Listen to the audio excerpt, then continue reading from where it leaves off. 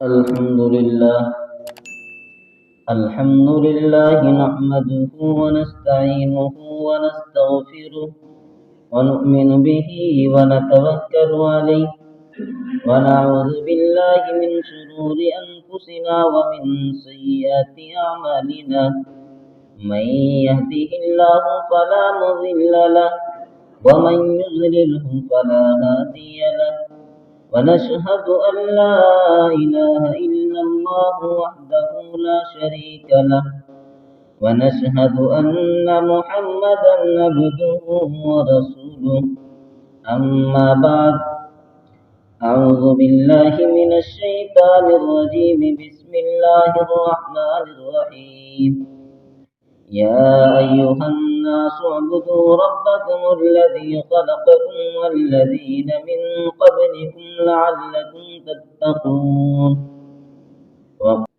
صدق اللہ العظیم۔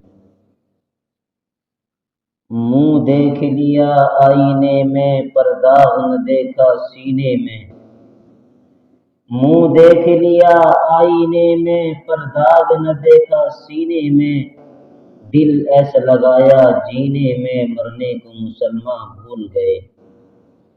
اذان تو اب بھی ہوتی ہے مسجد کی فضاؤں میں انور، اذان تو اب بھی ہوتی ہے مسجد کی فضاؤں میں انور، جس ضرب سے دل ہل جاتے تھے وہ ضرب لگانا بھول گئے۔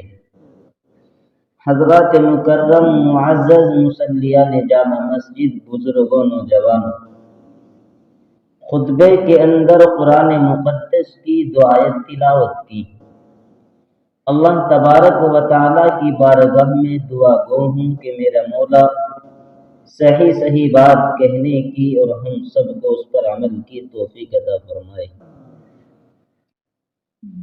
اللہ تبارک و تعالیٰ نے جب حضرت انسان کو دنیا میں بھیجنے کا ارادہ فرمایا اور اپنا نائب و خلیفہ بنا کر کے بھیجنے کا ارادہ کیا، تو اس سے پہلے اللہ تبارک و تعالی نے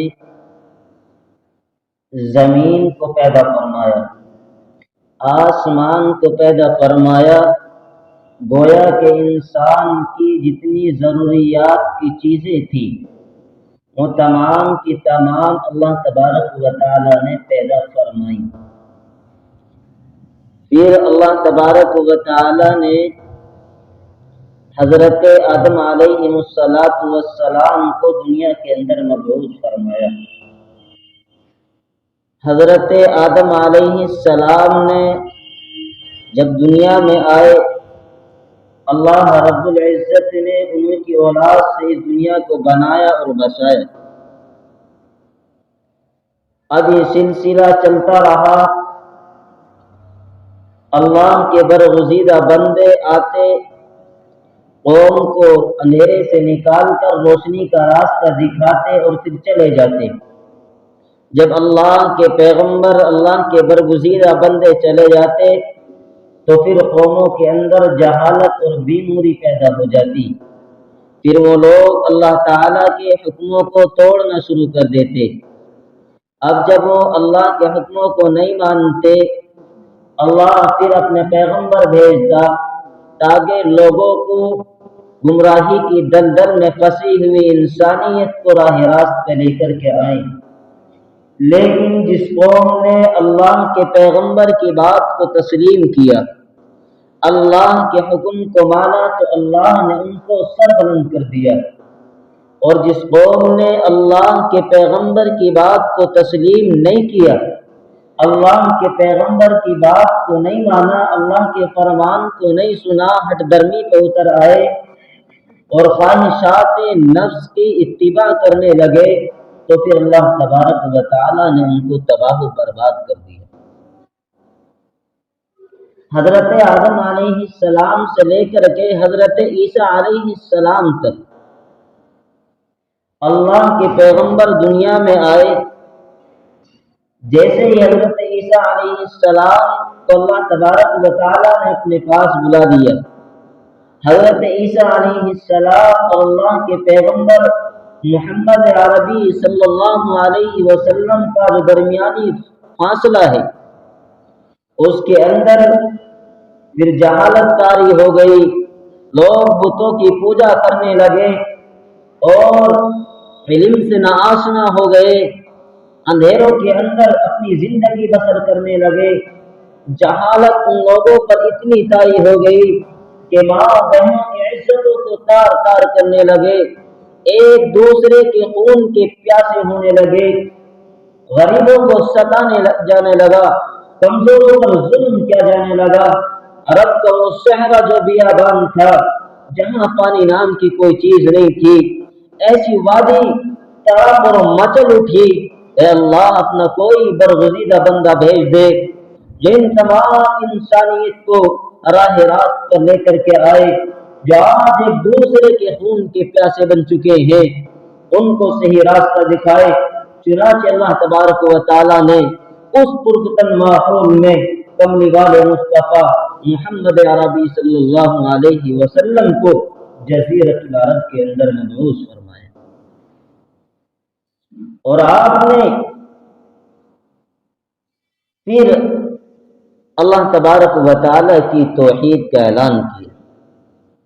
لیکن قرآن مقدس کی ایک آیت پڑھی، یا ایھا الناس اعبدوا ربکم الذی خلقکم، اللہ نے پیغام دیا، اے لوگوں، اے ایمان والوں کہہ کر کے مخاطب نہیں کیا، بلکہ کائنات کے تمام انسانوں کو سمجھانے کی کوشش کی ہو، چاہے وہ ہندوستان کا رہنے والا ہو یا ہم ممالک کا رہنے والا ہو، دنیا کے کسی بھی خطے کا رہنے والا ہو، اللہ تبارک و تعالیٰ نے تمام انسانوں کو یہ پیغام دیا، یا ایھا الناس، اے لوگوں عبادت کرو تم اپنے اس رب کی جس نے تم کو پیدا کیا اور تم سے بہنوں کو پیدا کیا۔ اے اللہ عبادت کیوں کریں؟ عبادت کرنے کا مقصد کیا ہے؟ اللہ تبارک و تعالیٰ فرماتے لعلکم تتقون، تاکہ تم پرہیزگار بن جاؤ، تاکہ تم تقوی اختیار کرنے والے بن جاؤ۔ اللہ تبارک و تعالیٰ کا یہاں تاکہ تمہارا مقام بلند و بالا ہو۔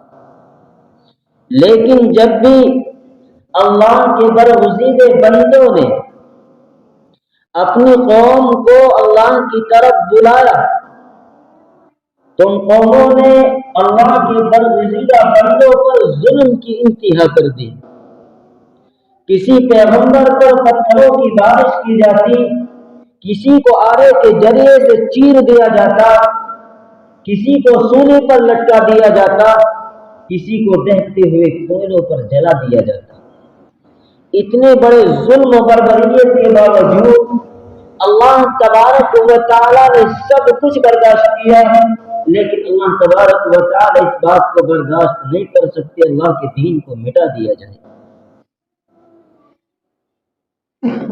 قرآن مقدس کی جو دوسری آیت پڑھی اس کے اندر اللہ تبارک و تعالیٰ نے اس قوم کا ذکر کیا ہے۔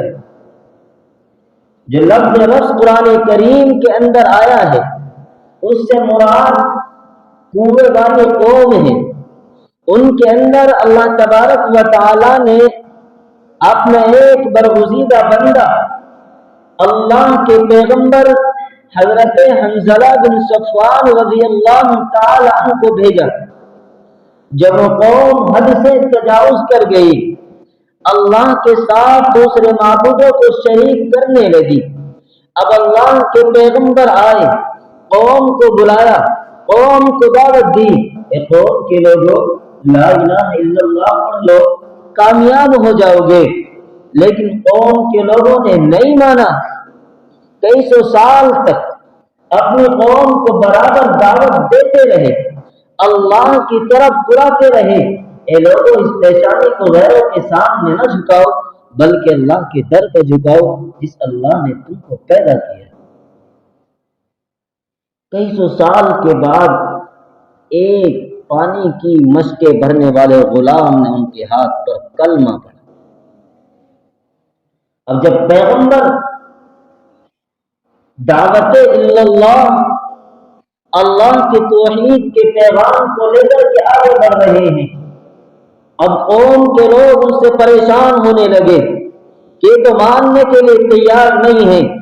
چنانچہ انہوں نے اتنا ظلم کیا کہ اللہ کے پیغمبر کو اٹھایا اور اٹھانے کے بعد ایک گندے کنویں کے اندر بند کر دیا، اور اسی پر بس نہیں کیا بلکہ ایک بڑا سا پتھر اٹھایا اور اٹھانے کے بعد کنویں کے منہ پر رکھ کر اوپر سے بند کر دیا۔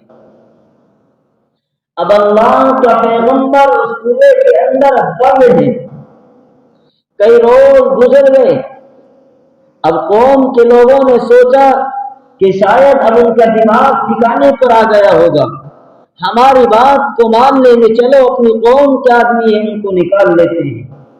قوم کے لوگ اکٹھا ہو کر کے کنویں پر پہنچے، اور پہنچنے کے بعد انہوں نے کہا کہ حنظلہ بتاؤ کیا خیال ہے؟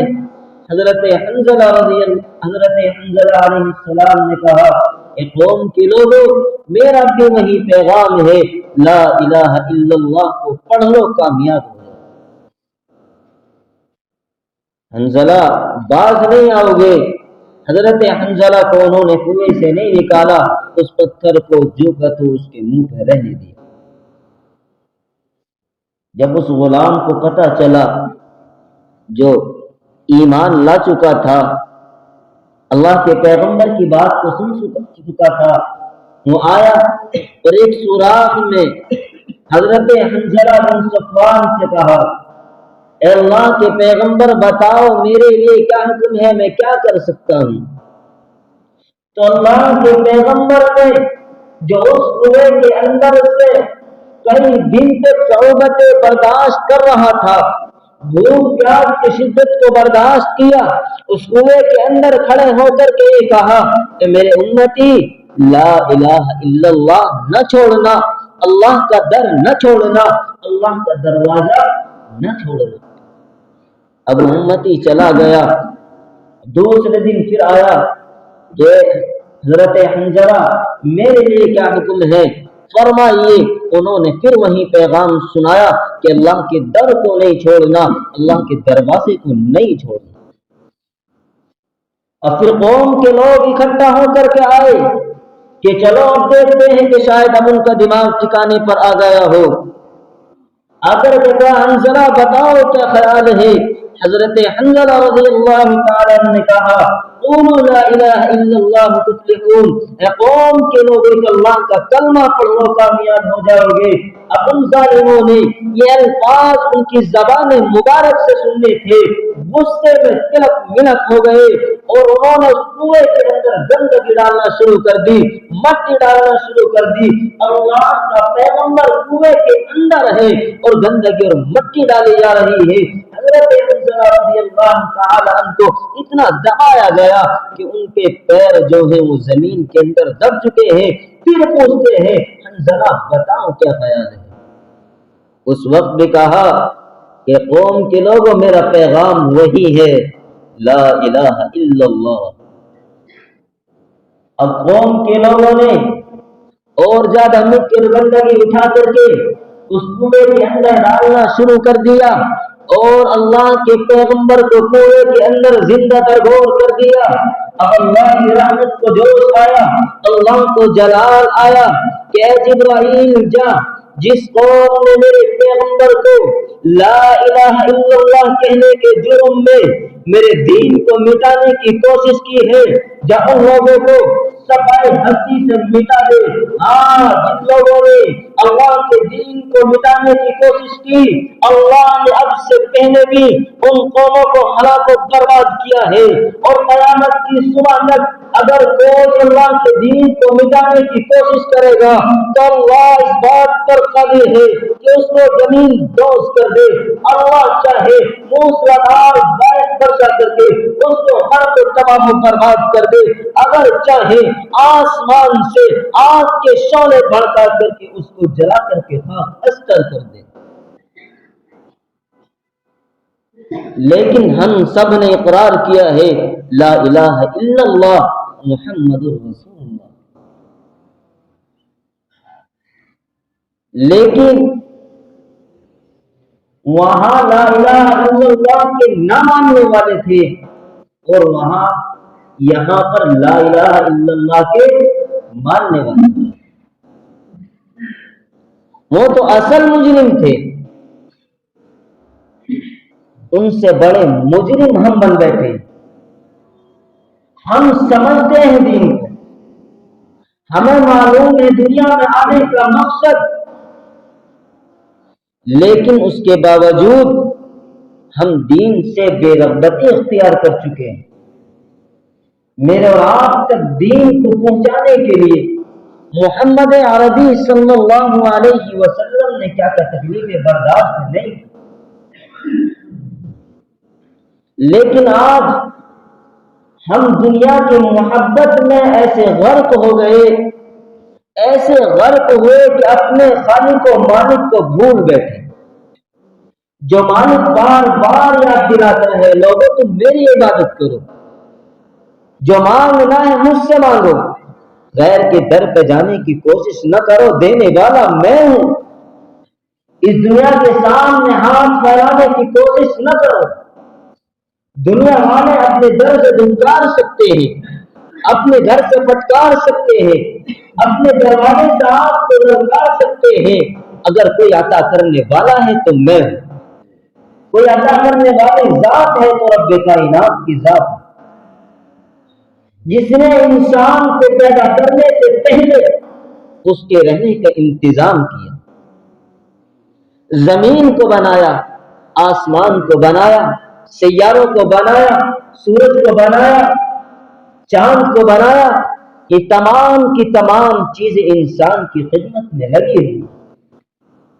اور تو کرو کہ آخر ان تمام چیزوں کو پیدا کرنے کا اللہ کا مقصد کیا تھا؟ ہم قرآن کو پڑھتے ہیں لیکن سمجھنے کی کوشش نہیں کرتے کہ قرآن کی آیت کے اندر پیغام کیا دیا ہے اللہ تبارک و تعالی۔ اللہ تعالیٰ کی آپ سے مال و دولت کمانے کی خواہش نہیں، بس اللہ تو یہ چاہتا ہے کہ میرا بندہ عاجزی اور انکساری کے ساتھ میرے سامنے جھکے، استحسانی کو میرے سامنے رگڑے۔ جو بندے کو مانگنا ہے میرے سے مانگے، غیروں سے نہ مانگے۔ جنید بغدادی رحمت اللہ علیہ کے پاس ایک عورت آئی اور آنے کے بعد یہ کہا کہ میرا شوہر دوسری شادی کرنا چاہتا ہے۔ جنید بغدادی رحمت اللہ علیہ نے کہا کہ شریعت نے شوہر کو اجازت دی ہے مرد کو کہ 4 شادی کر سکتا ہے۔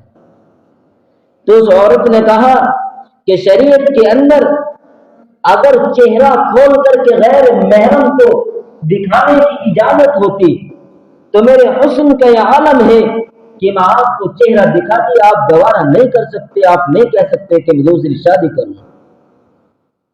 جب یہ بات جنید بغدادی رحمت اللہ علیہ نے سنی تھی، بے ہوش ہو کر کے زمین پر گر گئے۔ جب ہوش میں آیا تو شاگردوں نے پوچھا کہ آپ پر بے ہوش کس وجہ سے ہوئے؟ جنید بغدادی رحمت اللہ علیہ نے کہا کہ جب ایک اللہ کی مخلوق کو، جس کو اللہ نے پیدا کیا، اس نے جمال پر اتنا تکبر، اتنا گھمنڈ ہے، تو اللہ تبارک و تعالیٰ کے حسن کا کیا عالم ہوگا، اس کی خوبصورتی کا کیا عالم ہوگا۔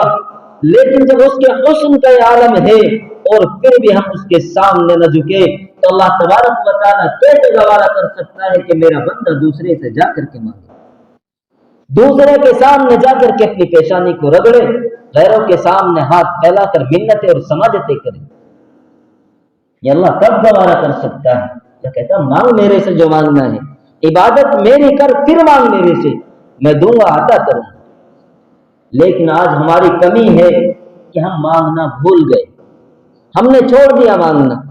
مسجدیں خالی، مسجدیں ویران پڑی ہوئی، کہتے رہو کانوں پہ جو رہنے کے لیے تیار نہیں۔ جب اس دنیا سے آنکھ بند ہوگی اور جاؤ گے اس وقت پتہ لگ جائے گا، آنکھ بند ہونے کی دیر ہے، انسان کا کیا ہوا چٹھا سامنے آ جائے گا۔ اس لیے میرے پیارو، اللہ کی عبادت کرو، نماز کی پابندی کرو، یہ دین جو مجھ تک اور آپ تک پہنچا اس کی قدردانی کرو۔ اللہ مجھے بھی اور آپ کو بھی عمل کی توفیق عطا فرمائے۔ جن حضرات نے سنتیں نہیں پڑھی پڑھ